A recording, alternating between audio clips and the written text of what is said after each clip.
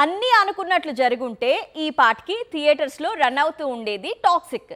కానీ దురంధర్ 2 ఎఫెక్ట్, మరోవైపు cinema post production work balance కారణం ఏదైనా జూన్ 4కి వాయిదా పడింది. అయితే జూన్ 4న కూడా ఈ చిత్రం విడుదల కావటం లేదు అంటూ కొద్ది గంటలుగా ప్రచారం మొదలైంది. అంటే మరోసారి టాక్సిక్ వాయిదా పడుతుందా? నవంబర్లో రామాయణం రిలీజ్ ఉంది. ఈలోపే టాక్సిక్ రిలీజ్ కావాల్సి ఉంది. మార్చ్ 19న దురంధర్ 2 చిత్రంతో పాటే థియేటర్స్ లోకి రావాల్సిన సినిమా టాక్సిక్ కానీ తప్పక వాయిదా పడింది.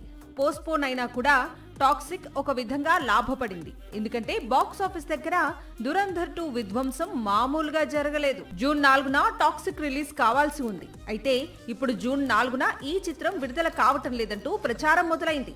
ఏదైనా pan India cinema release date మారే ముందు ఇలాగే రూమర్స్ వస్తూ ఉంటాయి. దీంతో యష్ ఫ్యాన్స్ లో కలవరం మొదలైంది. పైగా టాక్సిక్ స్థానంలో పెద్ద రిలీజ్ అనేది సోషల్ మీడియాను షేక్ చేసింది. కానీ టాక్సిక్ పోస్ట్పోన్ రూమర్స్ లో ఎలాంటి నిజం లేదు అంటున్నాడు యష్.